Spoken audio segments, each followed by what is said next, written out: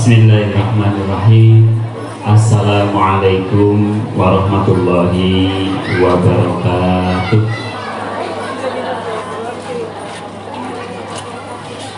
A'udzu billahi minasyaitonir rajim. Bismillahirrahmanirrahim. Alhamdulillahirabbil alamin wa bihi nasta'inu ala umuri dunya waddin. Wassalatu wassalamu ala asrafil anbiya'i wal mursalin sayyidina wa maulana Muhammadin sallallahu alaihi wasallam wa ala alihi wa sahbihi ajma'in, amma ba'd.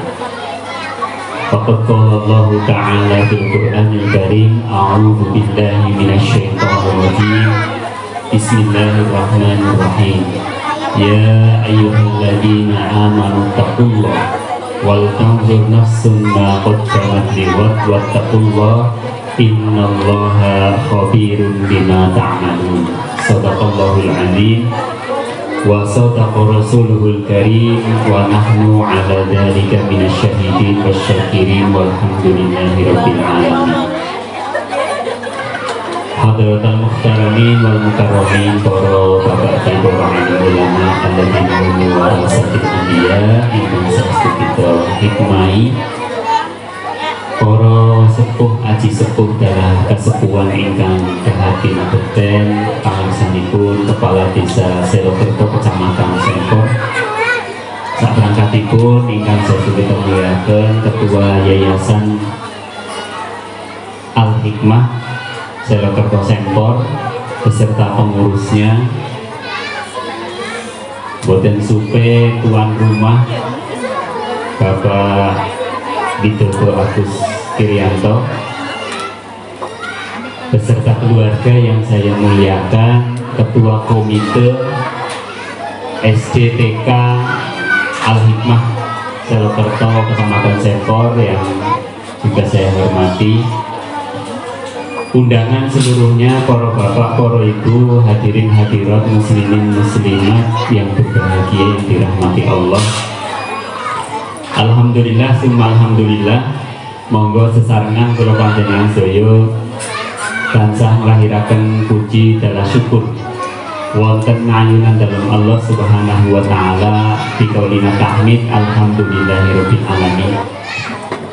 Pilih wonten ing enjang menika siang menika kula panjenengan sedaya saged mapempal muwajjahah bil wujuh wonten menika panggenan wasilah undanganipun Yayasan Al Hikmah Selokerto saperlu sesarengan mengeti napa dene ngeling-eling nikmatipun Allah ingkang kathah, arupi kenikmatan kesehatan, arupi kenikmatan keimanan, arupi kenikmatan Islam, arupi kenikmatan ingkang kathah sangat boten saged dipun wetang.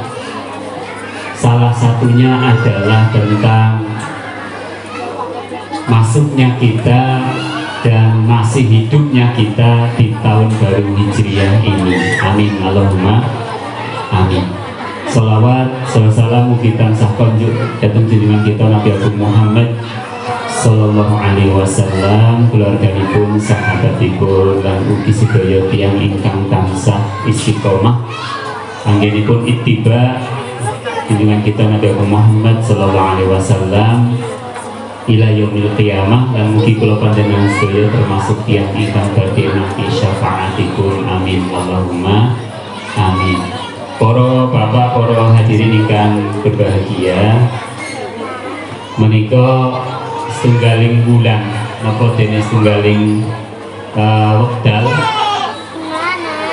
ingkang menawi kita tingali secara sejarah niku kathah napa versinipun ajeng dipun tingali dari sisi sejarah Islam, yaitu bulan yang pertama yang dijadikan sebagai awal dari tahun Islam niku nggih saged dipuntingali dari sisi tarikh atau sejarah masyarakat Jawa napa dene Nusantara niku nggih saged.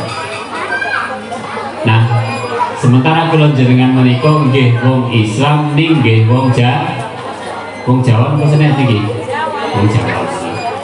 Nek ketua yayasan seneng wong Jawa niku asli. Ketua yayasan senentos kula niku wong Jawa. Amargi saking Surabaya, seneng saking Surabaya nggih Pak nggih. Nggih.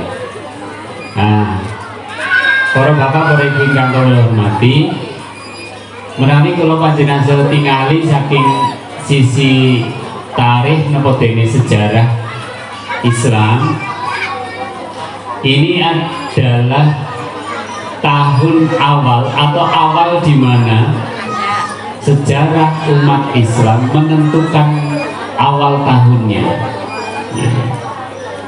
Jadi Hijriah itu ketetapan menjadi tahun Islam dan menetapkan Muharram menjadi bulan pertama di dalam tahun Islam itu dimulai sejak Khalifah Umar bin Khattab.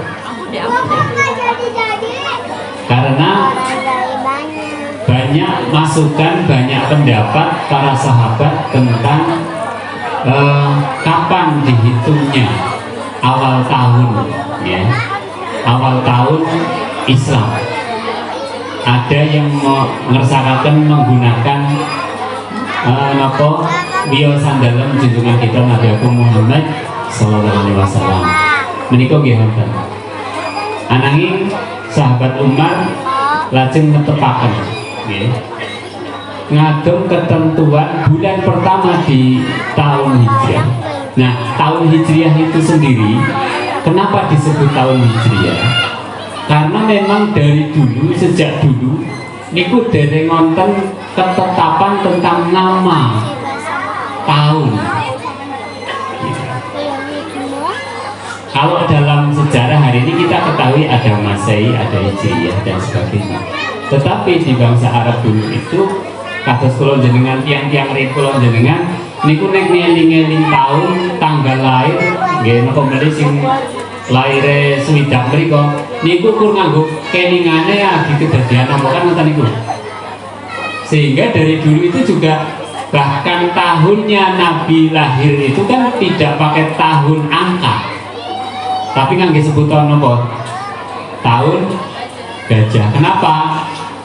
Kelingane wong niku waya wekdal antawis nggih, perkiraan antawis wiyosan dalam jenengan kita Nabi Muhammad sallallahu alaihi wasallam niku wonten kedadosan agung inggih menika pasukan gajah nggih dari Raja Abraham itu mau menggempur Ka'bah. Niku dieling-eling akhirnya tahunnya tahun gajah. Terus ngantos dangu ngantos dumugi Khalifah Umar, maka ditetapkannya Islam itu pakai tahun apa, maka memulainya dihitungnya adalah sejak hijrahnya Nabi Muhammad SAW beserta sahabatnya dari Mekah ke Madinah. Hijrah itu nopo, Bu? Hah? Hijrah itu nopo? Boyongan.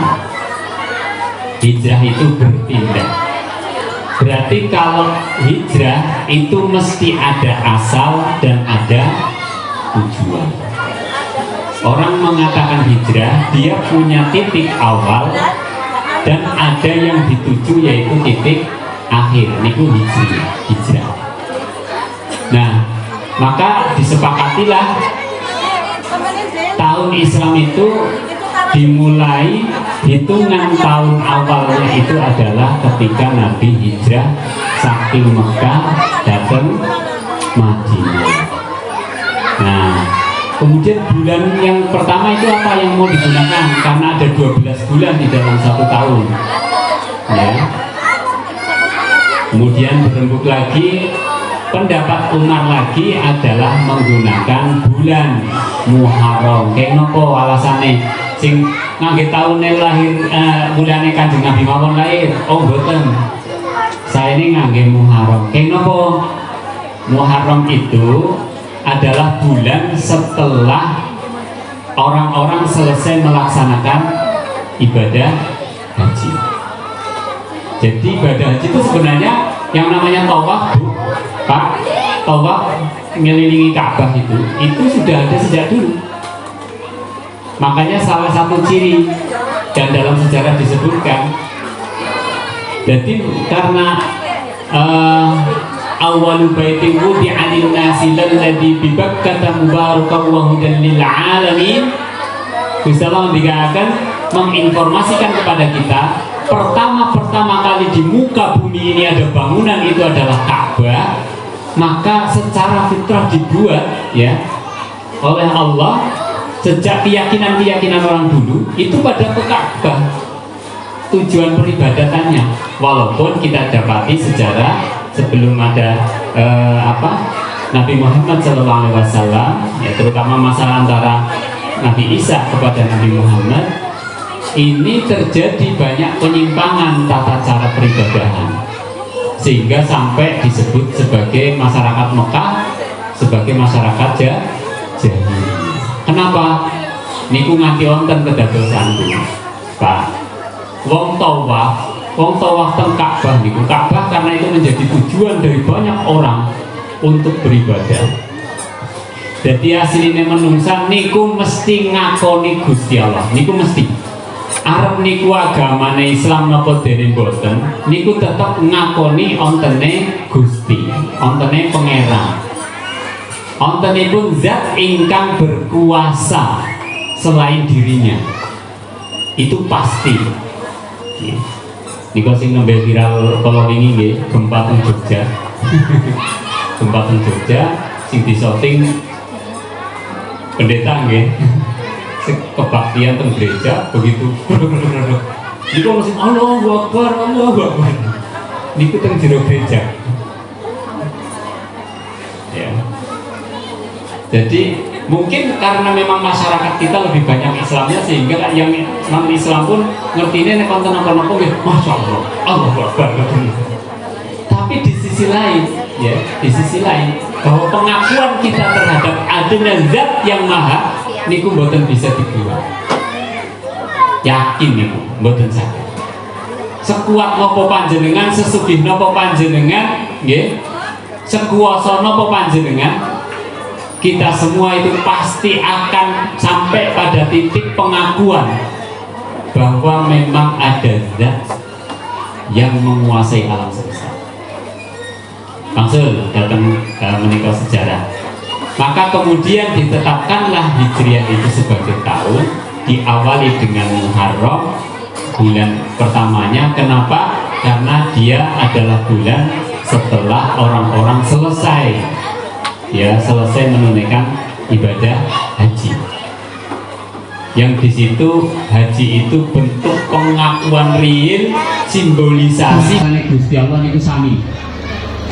Sing pejabat napa rakyat, nggih, sing wong sugih napa wong miskin, sing kulite putih napa sing kulite ireng, nggih, sing kagungan kuasa ataupun yang dikuasai, itu semuanya sama di hadapan Allah Subhanahu wa Ta'ala.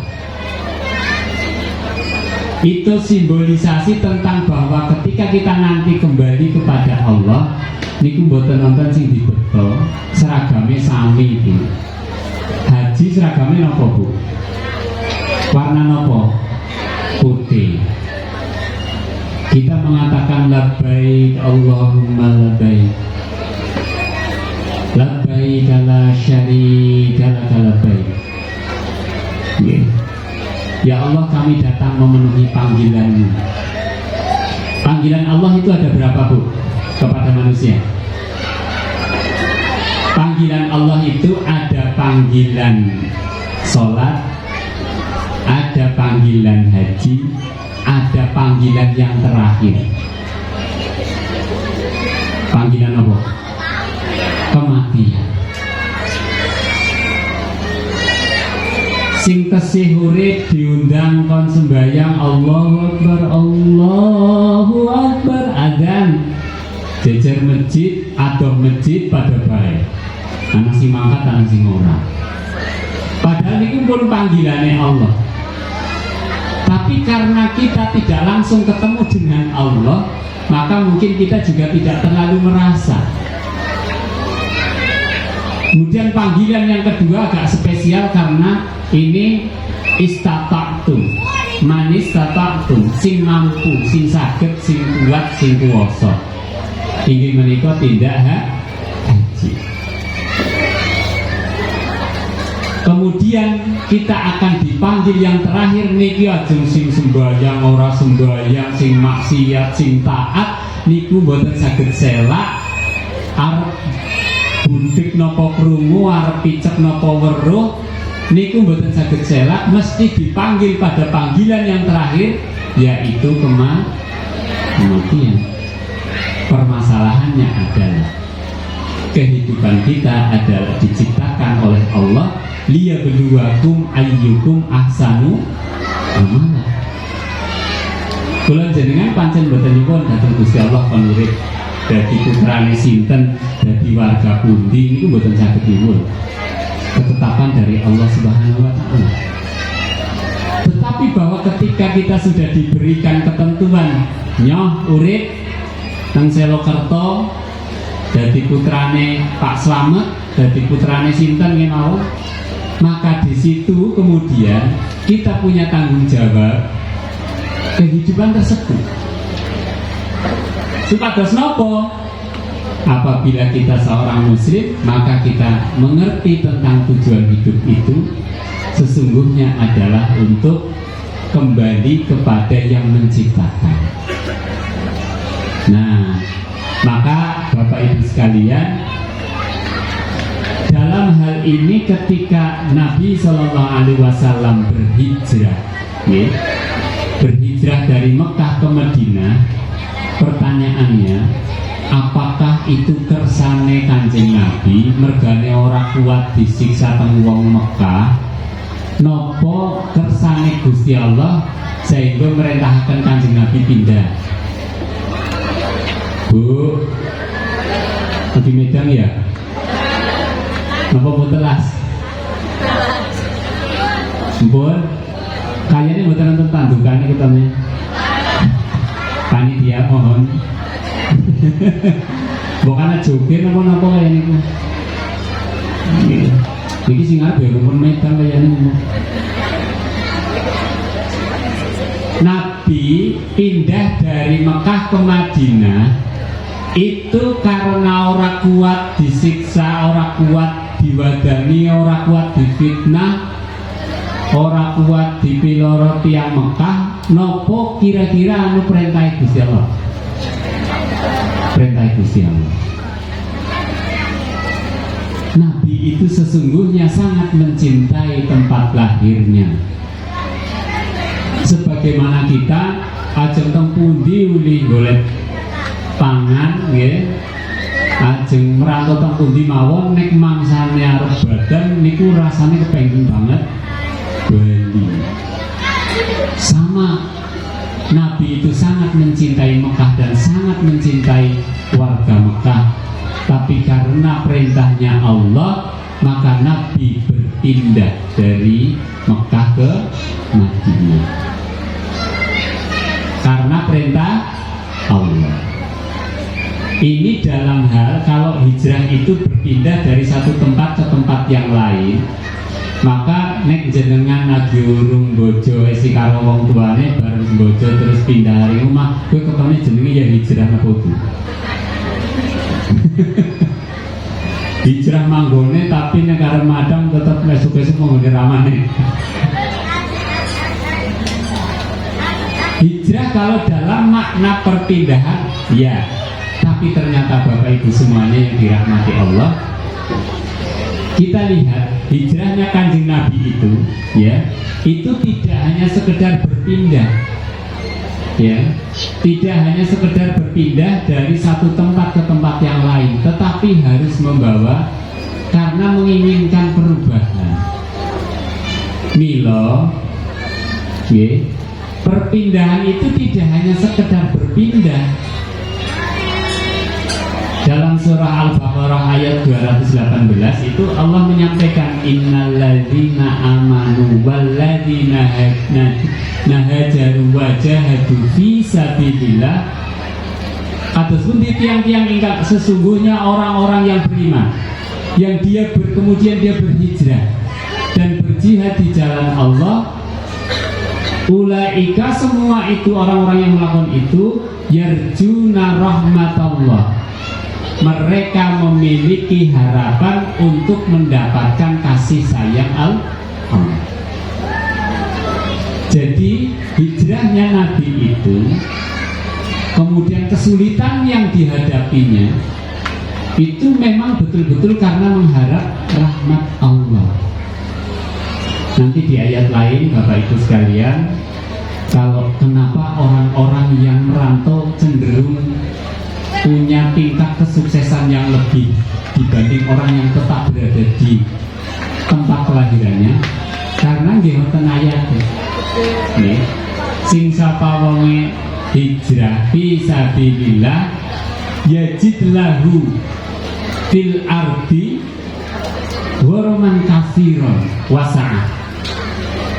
Sing sapa wonge temenan anggenipun hijrah pindah golek barang sing luwih apik nggih, tapi fi sabilillah krana Gusti Allah, ing dalem dalane Gusti Allah, yajid lahu dateng panjenenganipun, yajid yakti mesti ketemu engko nang dunya niku ternyata Pak hurman kasiron wasa'ah, dunya niku ternyata luar biasa tur dijembaraken kagem panjenengan. Maksudnya napa?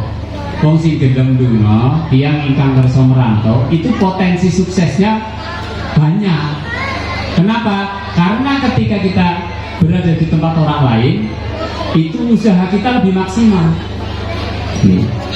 Nek teng omah tang desane dhewe karo dodol panganan arep dodol sing cilikan ketone isin karo tangga. Tapi teng mriku mboten bisa jaluk tulung sapa-sapa, maka bisa mulai dari yang sangat kecil bahkan mungkin rendah ya di hadapan sosial itu dia akan jalankan. Tapi karena kesungguhannya itu kemudian dia teruskan dengan kesungguhan dan pengorbanan, maka dia akan lambat laun akan naik dan naik. Inilah makna hijrah. Sehingga dalam hadis riwayat Aisyah itu disebutkan la hijrata ba'dal fathi walakin jihadun wa niyatun.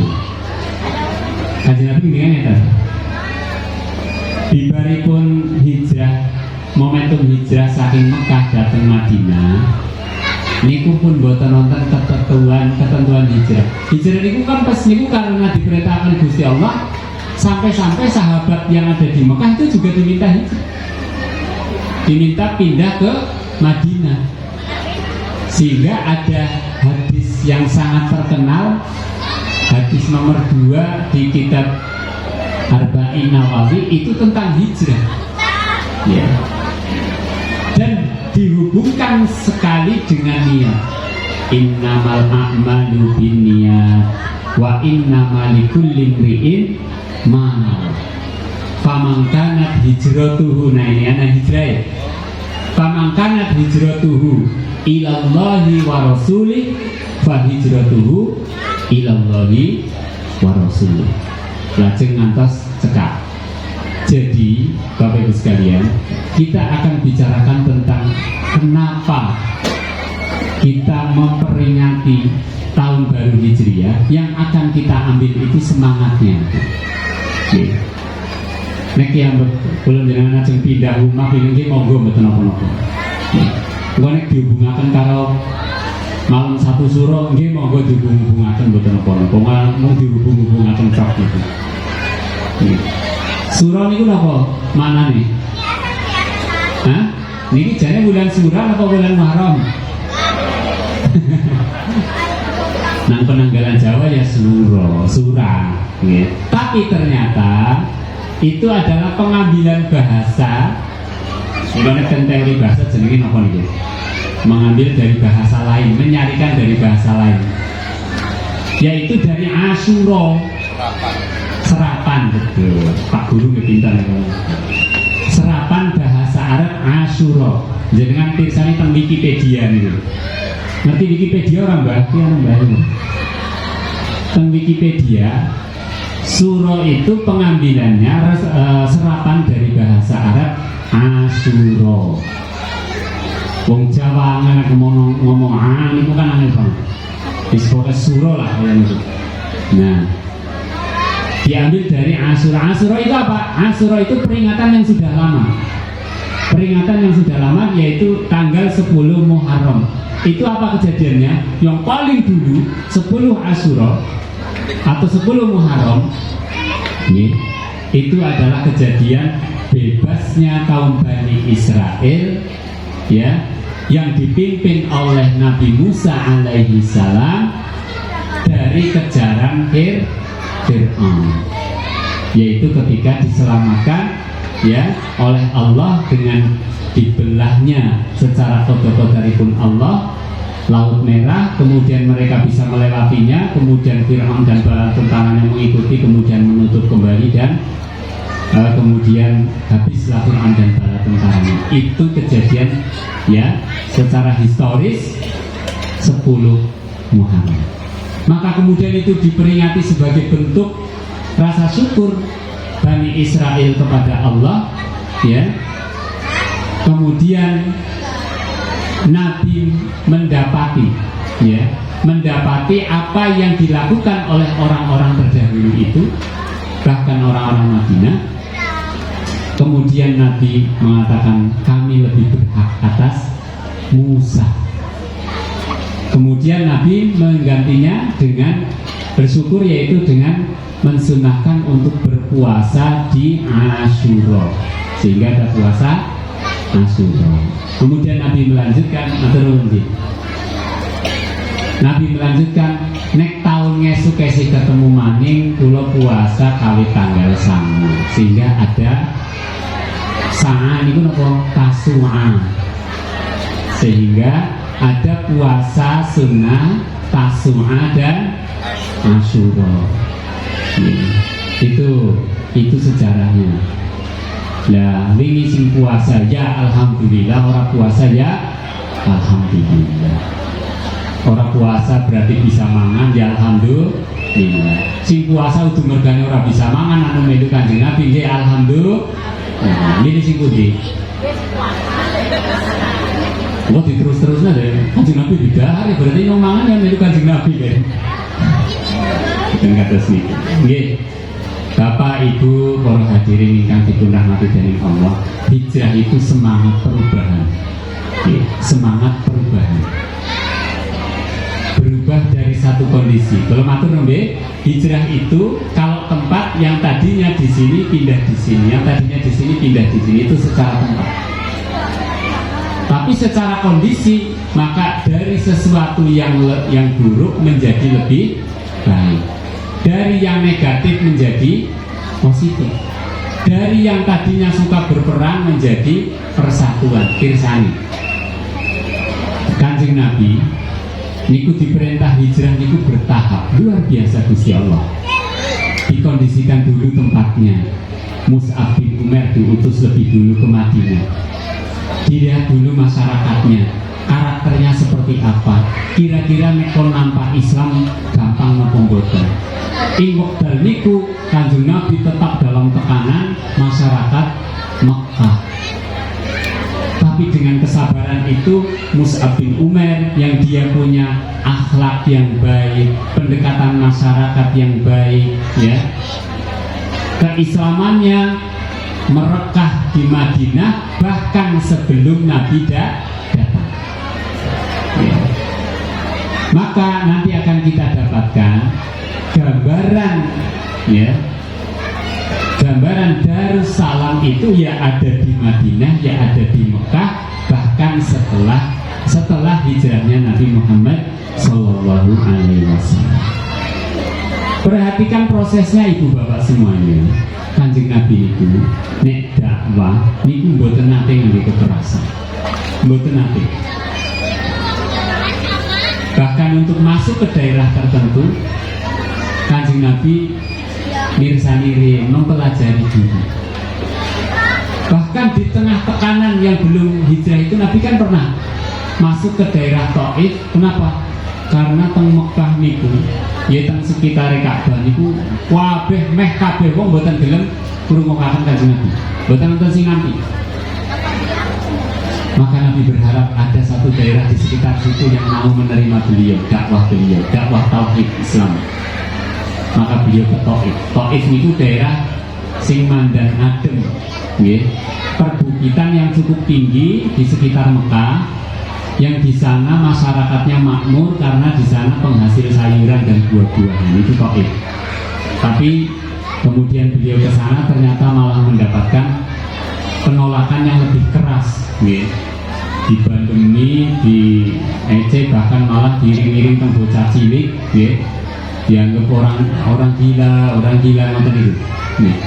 Alhamdulillah. Tapi apa yang dilakukan oleh Nabi? Niku nganti-nganti malaikat Jibril niku nganti ora tegel mirsani kekasihipun. Bali diiring-iring, diusir dari Taif, diiring-iring bocah cilik kesih dibandemi mau. Dalam satu sirah disebutkan sampai Nabi itu mengangkat satu kakinya, belum sampai menapak tanah, kaki ini terkena lemparan batu. Jenengan melangkah urung sida temapak, sikil sing nang dhuwur sing urung temapak niki enton-entone ke kantong watu iki. Rasane kabeh. Berdarah-darah Nabi, ya, berdakwah di Taif, melas malaikat Jibril. Lajeng tanggal datang Kanjeng Nabi. Kanjeng Nabi jenengan donga mawon kali Gusti Allah. Niku gunung sing loro blekaken teng Taif mawon. Mboten malaikat Jibril. Mboten. Kanjeng Nabi namung monggo Gusti Allah kula ajeng dipanggenaken bar niki ajeng dikentong pundi malih. Nggih. Apakah ke tempat yang lebih sulit atau ke tempat yang orang-orang itu lebih tidak menyukai saya tidak apa-apa. Yang penting engkau ridho.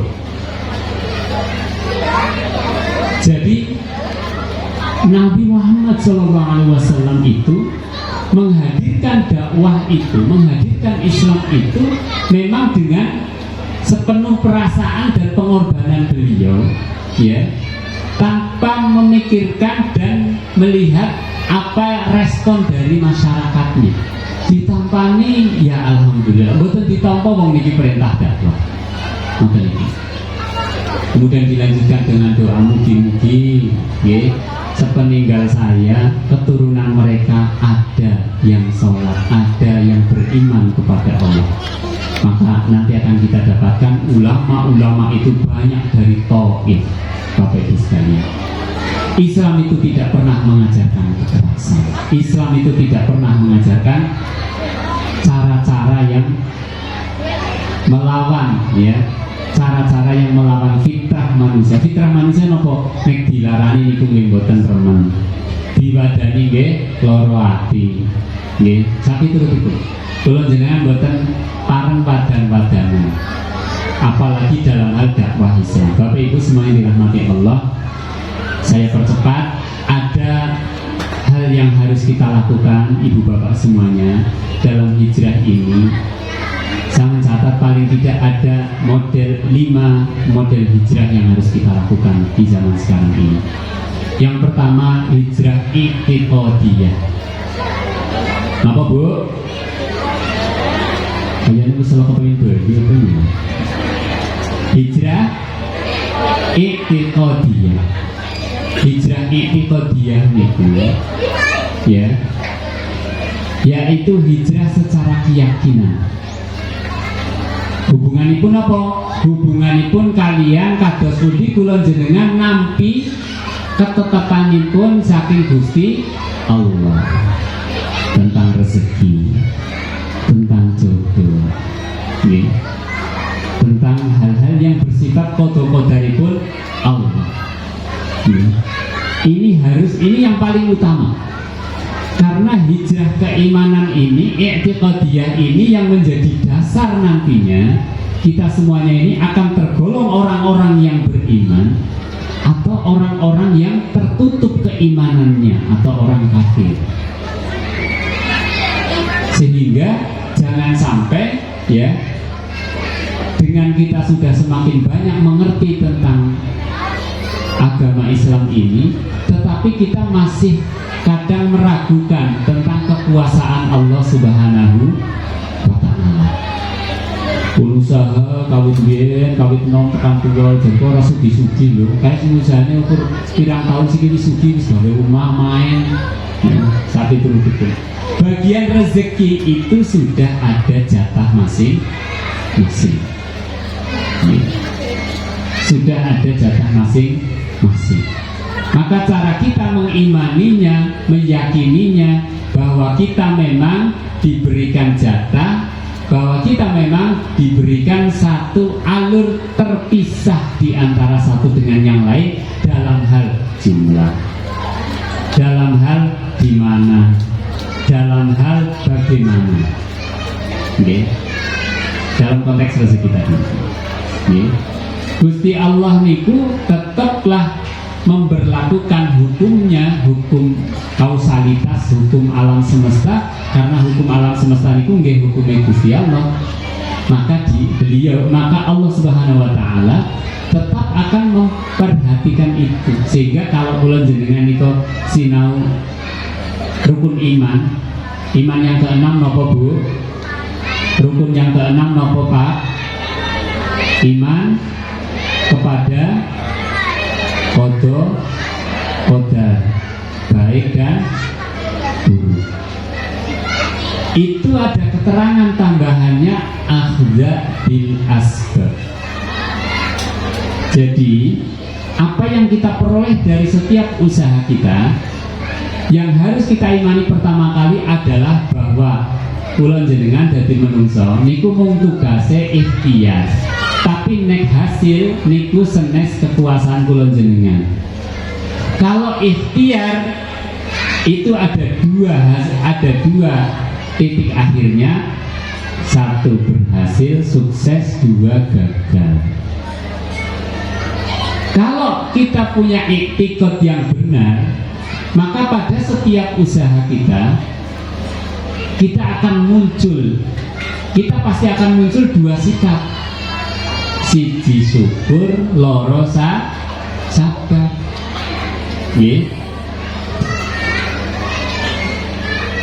Kalau ini kalau mucal lare-lare SMP nidokaken gambar anu mulangi masalah penciptaan manusia. Nek teori Darwin zaman kula SMP diwarai, maupun nek SMP sedikit mungkin pun nonton. Zaman kula SMP niku nganti diwarai teori Darwin bahwa manusia itu dulunya ya itu bersumber dari kera. Hukum evolusi katanya manusia itu dulunya belum ada. Pertama kali ada itu adalah primata yang merangkak, yaitu kera. Terus nonton gambarnya, terus bisa mandan jagung, mandan bungkuk, terus nganti tegak menjadi manusia modern. Mulane kelas loro SMP kulo dijak mengaring gone sangiran sragen nonton balung nggih tengkorak sing omongnya niku gue mbiyen simbah-simbah yang kono kabeh gue termasuk simbah sing ngomong wonten sing napa tengkorake ngrikine lancip, wonten sing modele ngriki mandan mecucu nggih sapiturutipun, wonten patunge sing kawit mulai berangkang nanti mandan jejek nanti melaku jadi manusia modern. Kita semua adalah keturunan ketrek. Nah, kalau ngomong tentang bocah-bocah SMP, itu teori yang salah. Tapi waktu pelajaran itu diberikan, nek nganti jawabannya orang meyakini teori ini kupijine nol. Yeah. Jadi nggih kula nggih tetap sesuai kali ajaran guru sejarah bahwa manusia itu nggih adalah keturunan kera menurut teori Darwin itu menungsa. Nggih. Maka akhirnya saya jelaskan tentang betapa Allah itu menciptakan manusia itu apanya yang gede ya. Yeah. Jadi saya mencoba menjelaskan ke anak-anak bahwa bahwa kita ini sama sekali tidak ada hubungan ya atau bahkan keturunan dari binatang manapun ya. Tapi kalau tidak akan gambar di sebuah negara di Afrika itu ada bapak ibunya normal, bapak ibunya normal, manusia, kagungan putra tiga-tiganya sekarang usianya sudah lewat dari 15 tahun, tapi dari mulai bentuk kepala yang agak gepeng tipis, kemudian bagian bawah agak nyun sewu monyong, kemudian panjang tangannya lebih panjang dari ukuran normal manusia, kemudian mereka tidak bisa berjalan tetapi mereka bisanya melompat-lompat. Ini anak manusia. Mereka tidak bisa menirukan bahasa, tiga-tiganya tidak bisa menirukan bahasa manusia, bahasa ibu bapaknya, tapi mereka bersuara yang mereka bisa saling berkomunikasi dengan bahasa mereka. Suara-suara yang memunculkan frekuensi tertentu yang hanya dipahami oleh mereka bertiga. Kemudian ditumbuhi rambut seluruh bagian tubuhnya. Kalaulah teori evolusi itu betul, ya, maka harusnya pertama kudune sing nang kebun binatang guys suwi-suwi dadi manungsa nggih. Terus dan menungsa niki kan teori evolusi terus jadi apa lah? Padahal kamu dia tekan siki aja baik. Begitu mandan rambutnya dawa, akeh jenggotan. Mau ini kan orang jenggotan. Jadi jenggotan ireng, jadi putih-putih kayak ketua yayasan itu. Jadi hilang, orang jadi apa-apa nggih mati mawon. Betul berubah jadi apa? Maka saya katakan, Mas, Mbak, salah itu dari itu. Salah. Maka sesungguhnya kita diciptakan oleh Allah sebagai sebaik-baik ciptaan ya. Sehingga ini harus memiliki keyakinan yang benar tentang jodoh, tentang rezeki, tentang kesehatan kita dan sebagainya. Ampun nanti nyuwun datang lintunipun Gusti Allah. Itu iktikadiyah ya. Jadi hijrah yang pertama adalah hijrah tentang perasaan, bukan perasaan tapi keyakinan kita. Keyakinan kita kepada Allah Subhanahu wa Ta'ala itu hanya dicukupkan dengan hasbiyallahu la ilaha illa huwa. Kita cukupkan bahwa tidak ada Tuhan, tidak ada zat yang berhak untuk diibadahi, disembah di muka bumi ini yaitu kecuali Allah. La ilaha illallah. Ini dipegang betul-betul. Dan ketika ini dipegang bukan hanya sekedar diulang-ulang secara kalimat, tetapi harus diyakini betul. Nalikane kula jenengan usaha ora berhasil niku nggih ketetapan Gusti Allah sehingga bersabar.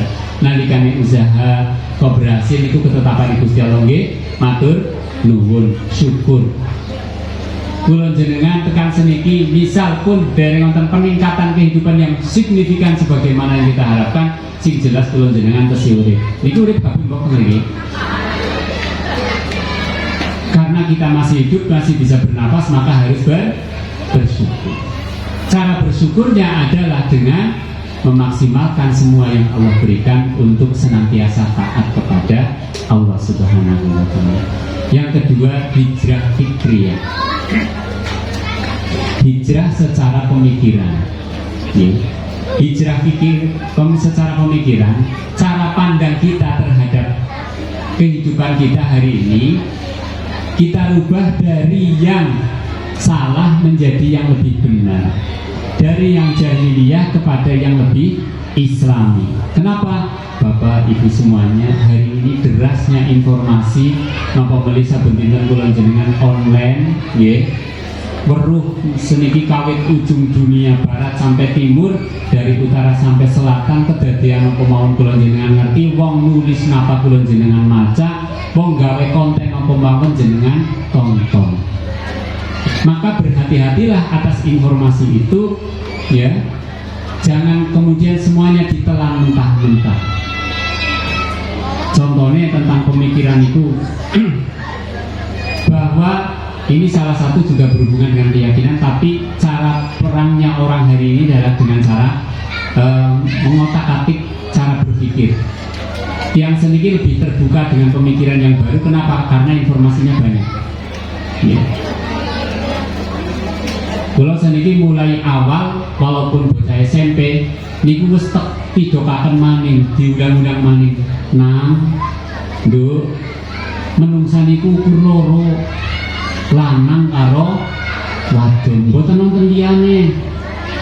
Soalnya nopo Bapak Ibu semuanya, sing pemirsani podcast, sing pemirsani TikTok satu itu, ternyata ada di sekolah di Indonesia ini, bahkan itu sekolah dasar, ya.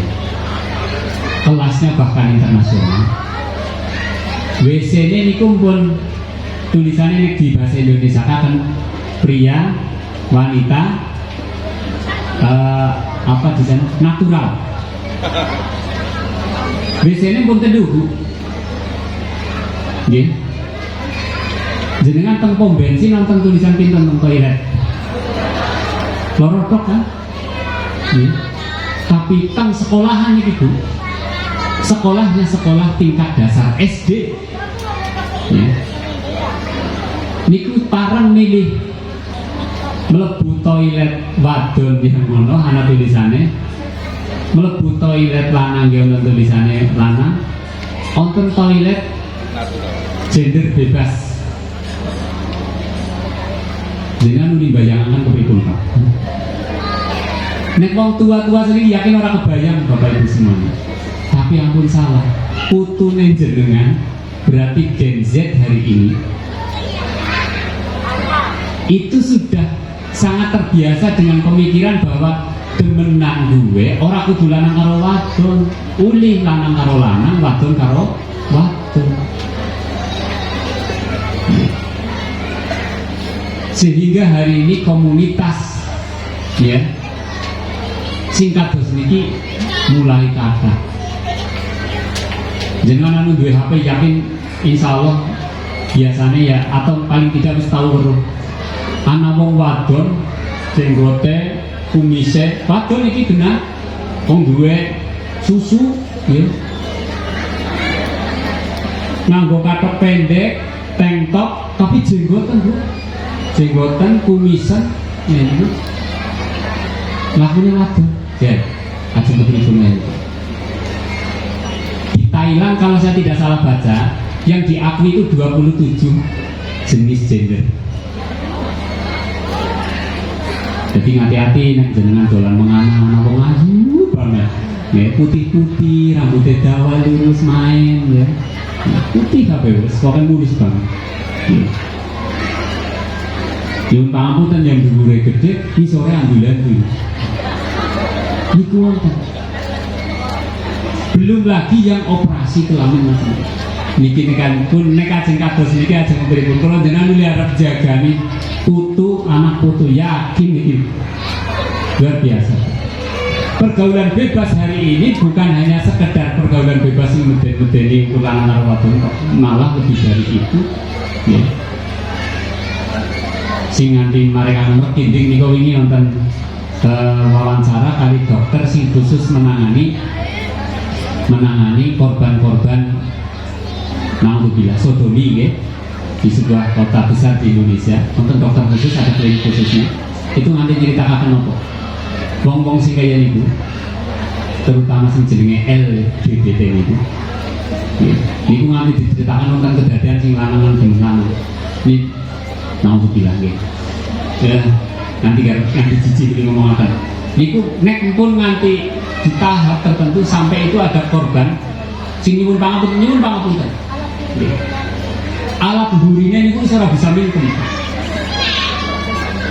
Jadi kadang metu derek, kuning-kuningnya metu derek. Oke nek ngedeki wong niku jarak 2 meter wis mambu. Sampai segitunya. Cara Allah menistakan, ya. Cara Allah menistakan hubungan yang tidak fitrah itu sangat luar biasa. Niki kedadian wong sing urip. Maka cara berpikir berpikir kita ketika ada anak-anak yang hari ini mungkin ya ngalun-ngalun berjalan cekelan tangan kayak gitu, piring nganang ini bareng ya, itu jangan dianggap biasa lagi, haruslah pada Pak Bu. Jadi nek biyen kula jenengan aman lah bocah anak lanang sing dolan bocah lanang yang nang kamar sedina ya ora apa-apa. Seniki medeni niku Bu. Wadon kali wadon karena niki ini derasnya informasi menyebabkan mereka itu dalam pikiran mereka ora apa-apa gitu. Ora apa-apa wong karena apa sih kaya gue itu. Maka secara pemikiran tentang hal seperti tadi, tentang kapitalisme, sekularisme, liberalisasi dan sebagainya, itu harus hati-hati betul. Berubahlah kita secara pemikiran dari yang mungkin kita menganggap sesuatu yang lah biasa-biasa mau. Hari ini kita harus lebih waspada. Termasuk pemikiran bagaimana menilai sebuah kesuksesan, kita harus berubah dari yang menganggap sukses itu adalah nek bocah pinter ranking siji gue bocah sukses. Nek bocah nek kula duwe anak nyambut gawe kasih pirang-pirang bandane akeh gue sukses. Tok ngangge ukuran-ukuran itu tok, berubahlah Bapak Ibu semuanya. Kesuksesan yang dimaksud dalam pikiran kita harus kita terapkan betul. Harus berubah, harus hijrah kita. Disyukuri wonten kelare pinter, anak nggih wonten sing pinter, wonten sing biasa mawon. Nek kecerdasan itu kan bekal dasar dari Allah nggih. Kepinterannya adalah bagian dari hubungannya dari modal awal dan usahanya belajar. Maka dua-duanya disyukuri Bu. Anak sing nomor siji pinter banget, tapi ketemu sing nomor 3 ya Allah, diwarahi per 10 dikurangi loro nanti tekan kelas loro bisa. Kayak bokayumu kayak TK gue itu wis tekan 1. Ampun Bu, ampun. Ini kenapa hijrah secara pemikiran penting, agar kita ketika bersikap terhadap situasi itu adil dan kembali ke fitrah kita sebagai manusia. Niku kan peparinge Gusti Allah, nggih. Wonten sing cerdas, wonten sing boten. Pintere nang niku mungkin dewek-dewek. Makanya nanti ya hubungannya ada yang dia cerdas secara fisik, ada yang cerdas secara sifat. Wonten bocah sing bol-bolan ketrepot, tapi nek jenenge bahasa Indonesia, bahasa Inggris salah wis sange ta bocah. Mboten napa-napa berarti niku bocah pintere dolanan bal. Ora apa-apa, lho dolanan bal wae. Ora mau nganggo hitung-hitungan dirumus kangkene anak pirang meter, tendangane miring sepira men mlebu mangan. Mboten mawi. Nek kan bocah pinter bal-balan ala ukur karo ping iku mlebu. Nah ternyata kan kono bisa dikasih. Bocah pinter sih pinternya pol biasanya tuh kudu gawe surat lamaran maring perusahaan jadi pegawai Bu. Nggih. Kesuksesan ukurannya bukan yang seperti itu. Kesuksesan yang sesungguhnya adalah bagi kita sebagai seorang muslim adalah ketika kita atau anak-anak kita, keturunan kita itu tetap beribadah kepada Allah apapun kondisinya, dimanapun kehidupannya. Niku kesuksesan bagi kita adalah ketika anak-anak kita, kalau untuk ukuran anak nih, dia pinter napa mboten, kiyambeke niku pegaweane bayarane akeh napa mboten, ning tetep bekti maring sing gawe urip atau sing ibadah sembayange tetep bekti karo wong tua, niku sukses. Itu. Maka secara fikriyah harus kita perbaiki tentang makna sukses dalam diri kita. Jadi mungkin gampang nampani bocah. Alhamdulillah, kabeh di alhamdulillah kabeh. Yang ketiga adalah syuuriyah, hijrah secara syuur, perasaan, ya, tentang cita rasa, tentang kesenangan, ya, berhubungan dengan hiburan, dirubah. hiburan kita kalau hanya tentang yang hobi-hobi dan sebagainya itu, ya, itu harus disesuaikan dengan ini kira-kira akan menjadi lebih taat atau bahkan mengarah kepada kemaksiatan. Seneng darah uli buatan Pak? Uli. Seneng perkutut? Uli. Seneng iwak? Uli. Seneng mancing? Uli. Buatan nonton sing dilarang. Tapi ketika kesenangan itu menyebabkan dia melakukan kemaksiatan atau ketidaktaatan, itu batasnya, batas ketidakbolehannya. Jadi jangan hanya karena secara syukur, lah wong senenge wong kan dewek-dewek, ora apa-apa mbok ngono senenge ngaji nyong senenge lapakan darah gitu. Ini betul apa? Nek arep diomong ora apa-apa, ya memang beda-beda. Tapi sing penting hal-hal yang wajib minimal ketaatan kepada Allah itu tidak terlupakan karena kesenangannya. Atau secara kesenangan nanti kemudian kita bebaskan anak, terserah nang jerene kae waktu ya jerene guru-guru semai. Wong tua jamak sama. Jadi ngono seneng ora apa-apa ngono, senenge apa? Melu sapa bae kan ora apa-apa. Terus dijorakan melu sing ireng-ireng ya niku nang arep pinggir dalan. Ya, ngedangi truk ini apa? Melu Pak. Roya, nang roya turun nang gone nang pinggir dalan. Kok trek Pak, mangatus turu apa nasi bungkus mangan mung 5 bareng dan lanang wadon kayak niku aja dijorakan gitu, tentu tidak. Kalau itu kemudian ngomong hak asasi hak asasi kita adalah tahu yang benar dan yang salah, tahu yang halal dan yang haram, itu hak asasi dengan kudu diwarai. Hak asasi ini bocah kudu diwe ngerti ndi sing uli ndi sing ora uli, pundi pagere kowe aja numpak pagere semene, itu hak asasi mereka, boten dijor klowo. Kemudian ketika mereka melakukan hal-hal yang dilarang, kemudian kita normalisasi perasaan kita, ya wis bocah dalane dewek-dewek ora apa-apa. Niku nek pun kedadean nggo ngayem-ayem ati, ya wis wong wis mirah pun kepriwe maneh. Niku nggih. Tapi dalam hal antisipasi pastikan, nah kising uli, kising ora. Nah, uli dolan. Tapi aja nanti orang sembahyang. Nah, kowe uli menganang-anang, tapi jam semene kudu laporan sembahyang apa uli. Ini syukur tentang ketertarikan, tentang kesenangan, tentang hobi dan sebagainya, arahkanlah kepada yang lebih baik. Nek nggih boten kudu kabeh seneng ora kudu kabeh seneng sing jerene Islam. Wong kadang kaya niku nek nanti berlebihan juga kadang melewati batas-batas yang yang wajar. Yang keempat adalah hijrah sulukiyah, sikap, tingkah laku.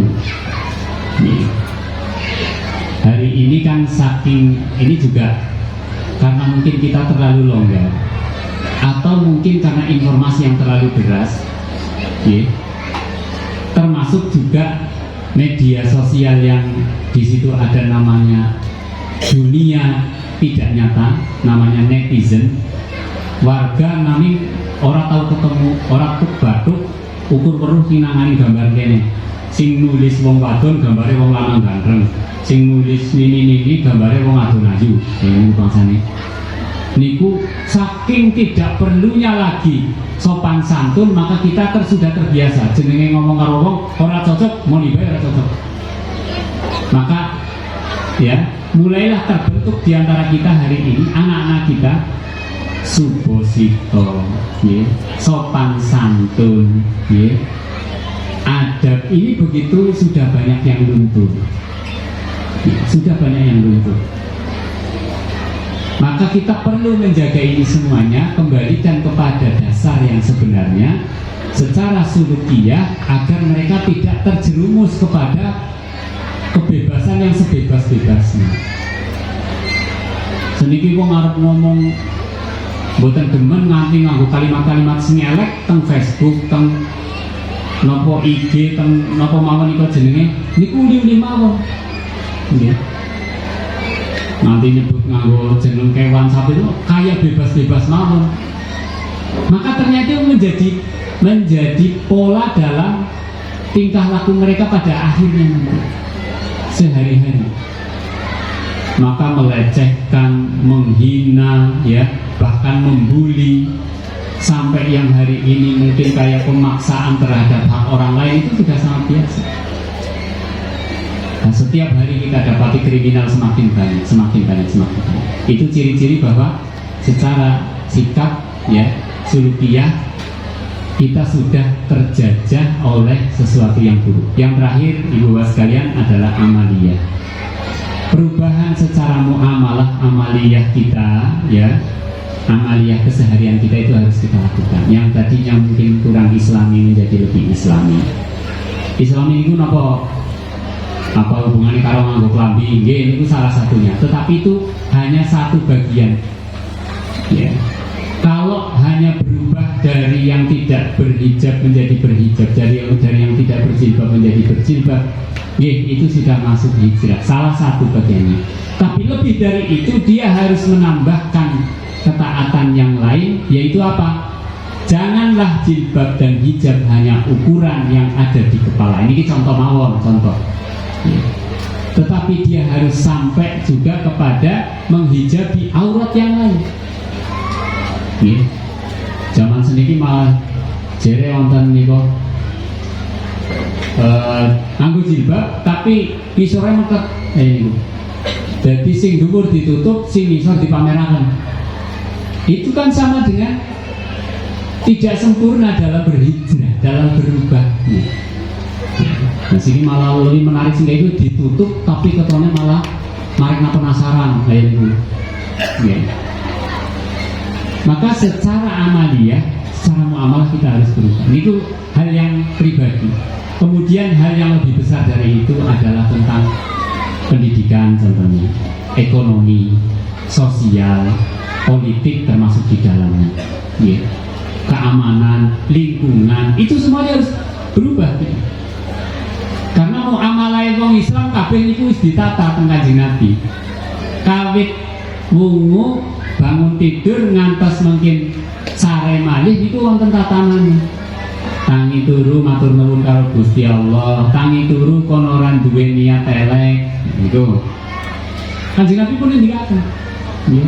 Sapa wonge tangi turu, nggih, kok ora duwe niat elek maring wong liya, Gusti Allah maringi pangapura maring dosa-dosane sing wis kliwat. Iku.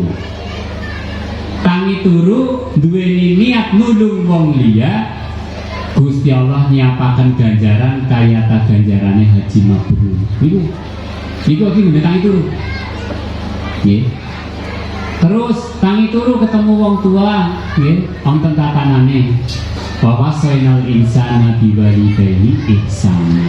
Gawe becik mari wong tua. Ketemu tangga ternyata adalah keimanan itu disetarakan, bahkan bagaimana dia memiliki perilaku terhadap tetangga. Mangkana yu'minu billah wal yaumil akhir fal yukrim jarohu.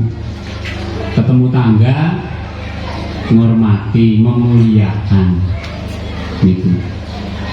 Mungkin ketemu guru, sapi turutipun semuanya ada tatanannya. Sampai ketika dia berdagang, ketika dia berdagang dan juga mungkin hutang piutang, onten kabeh kembalikan ke sana. Contohnya muamalah kita tentang utang piutang, Bu. Dengan nek utang kreditan itu sing mingguan akadit disekseni bojone mboten Bu? Hah? Seksine sinten? Ya Pak, seksine malaikat ya? Ya. Malaikat terus apa sing gak takone sih? Ditata masalah ekonomi, masalah muamalah teng Gusti Allah, utang piutang itu masuk pada ayat yang paling panjang di dalam Al-Qur'an. Kudu ana seksine, ana catetane ditandatangani. Dia temenan ya, rantang. Dia aslinya regane 5.000 tapi jenengan harus dibayar setengah bulan tak regani 10.000, setuju tanda tangan anak tulisan bayare dinapa itu ditulis sing tanda tangan seksine dirantang sika bocor kini untuk ya kredit rantang ya sakseni ya Pak niku bener tapi nek jenengan umpetan meneng bae nggih malah kredit motor orang anak saksine ternyata mati ini genteng anggar singkana mati ini jenengan disit tapi nek wong mriki rata-rata mati sing lanang disit ya Pak hah? Oh enggak tapi kayaknya temu di sami itu memang Pak kecuali jenengan kali gula nek lenggak kunang daerah ke sini Pak tapi tekan rumah yakin temen Pak ya si menang tetap di wadon bulannya wong lanang-lanang niku lebih cepet mati timbang wong wadon kan. Ranggane lebih akeh timbang budane. Silakan disurvei kalau nggak percaya. Jadi dalam hukum Islam, dalam tatanan wong Islam itu ajaran Islam, muamalah utang piutang niku yakin ayatnya paling dawa. Dia ingatkan temenan tuh Gus, hati-hati. Utang piutang, gue kudu ana seksine, kudu ana sing nyatet. Nek ana wong sing ora gelem nyatet tuh, kongkon dipaksa kudu nyatet temenan, dicatet. Kenapa? Karena ini akan berhubungan sekali dengan bukannya sekedar engko dadi ora rukun karo tangga, mergane utang ora bisa hutang. Tapi nanti ketika seorang meninggal dan dia masih punya hutang, maka Allah tidak menerima ruhnya. Disampaikan dalam hadis bahkan ketika dia berjihad fisabilillah kemudian dia syahid ya mati karena peperangan di jalan Allah itu juga kalau dia masih punya hutang dia tetap tidak diterima bahkan ketika dikembalikan nyawanya dan dia mati dimatikan 3 kali pun itu tetap dereng gue sing hutang ngomong hari gimana gue bisa saya ini aku kan wis utang nang kae kreditan kae. Lah sing bahaya tukang kreditnya sing mati ini itu.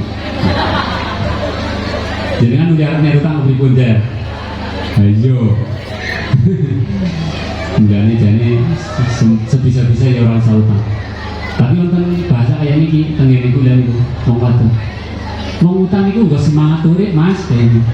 Jadi sebenarnya niku ana usahane, niku orang duwe utang lah kayak anu ya aku biasa baik mas tapi ini bahayanya utang jadi ibu bapak semua itu ekonomi belum lingkungan berubahlah dalam hal lingkungan ini muamalah terhadap lingkungan kita juga harus berubah jadi sing diwarai kebersihan itu paling disiplin itu wong Islam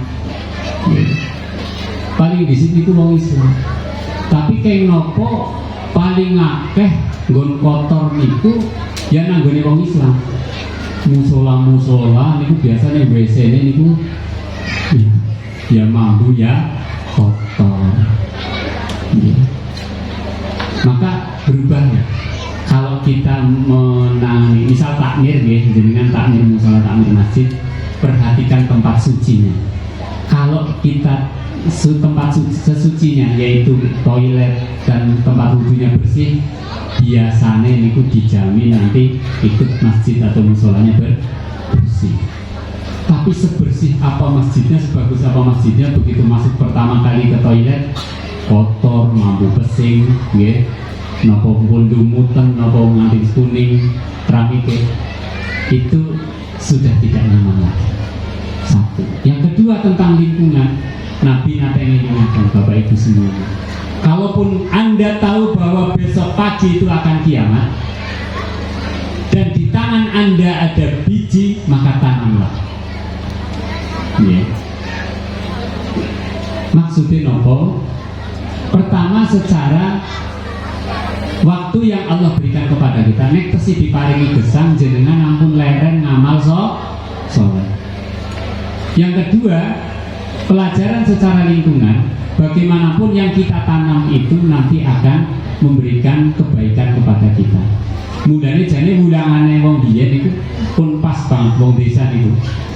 Tiyang riyen niku nek kajeng negor gedang Tengkarangan niku mesti nikul napa gedang cilik, napa wit gedang sing cilik, tunasnya pasti dia bawa untuk ditanam di sebelahnya.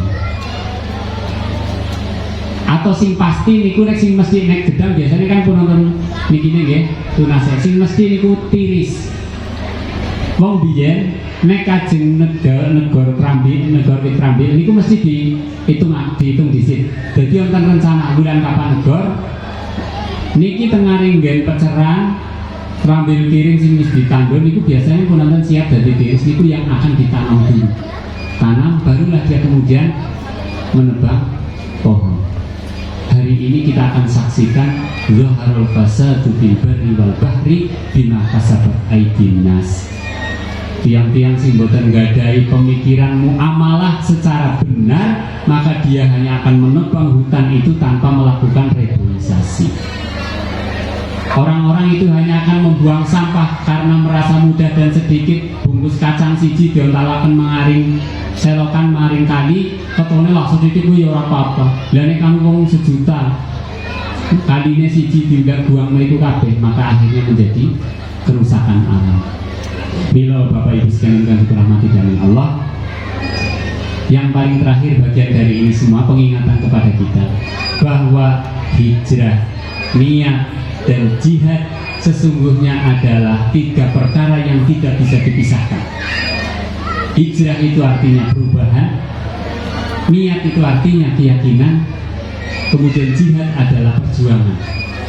Ini semuanya menjadi satu.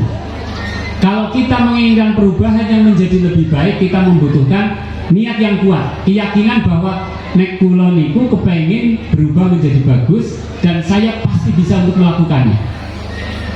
Tetapi tidak cukup niat itu kecuali kita harus melakukan jihad, yaitu upaya yang sungguh-sungguh atau perjuangan.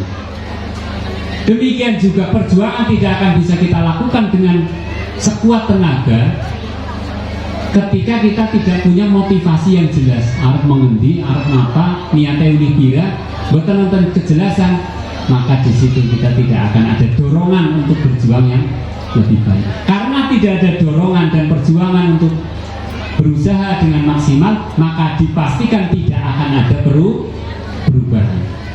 Sehingga kalau kita menginginkan diri kita baik, berusahalah sungguh-sungguh menjadi lebih baik. Nek wingi-wingi ora patiya sembahyang, upayakaken temenan. Dipaksa, diwai alarm, bisa dinopo men bisa sembahyang tangi dulu. Ada usahanya. Kenapa? Karena kita punya niatan, kita akan kembali kepada Allah sebagai penduduk surganya. Amin Allahumma amin. Iki Bapak Ibu sekalian yang dapat kaula aturaken, intinya di bulan Muharram ini, di tahun baru Hijriah ini, pastikan kita lebih baik dari tahun yang kemarin. Karena orang yang rugi ketika tahun kemarin itu, tahun hari ini adalah lebih sama saja dengan tahun yang atau hari kemarin. Orang yang terlaknat atau binasa adalah ketika hari ini lebih buruk dari hari yang kemarin.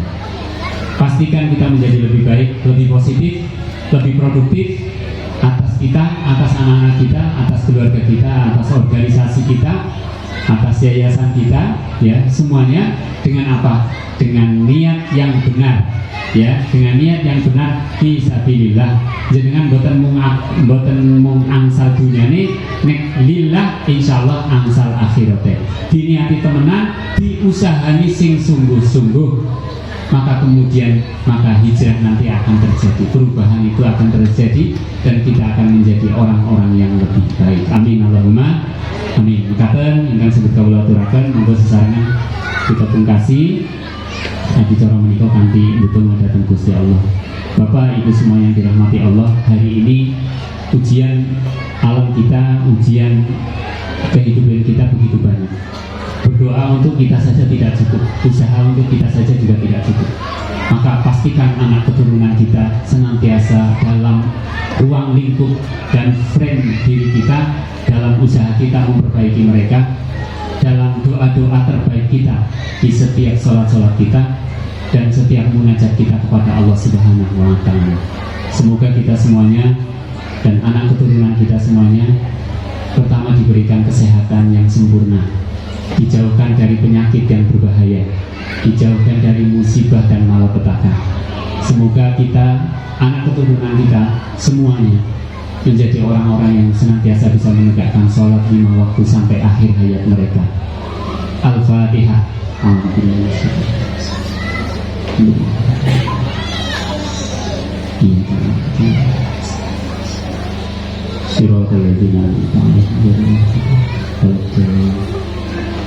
Bapak Ibu, bakti kita kepada orang tua kita masih kurang, maka minimal kita mendoakan mereka, minimal kita meminta kepada Allah meringankan siksa apabila mereka mendapatkan, menjadikan taman kembali mereka adalah taman-taman surga Allah. Semoga Allah mengampuni dosa-dosa mereka berdua. Semoga mereka memaafkan atas semua kesalahan-kesalahan kita semuanya. Semoga Allah tempatkan orang tua kita semuanya pada tempat yang terbaik, yaitu di surganya Allah Subhanahu wa Ta'ala. Al-Fatihah.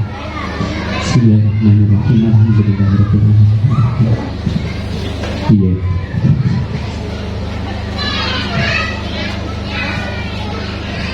Betul.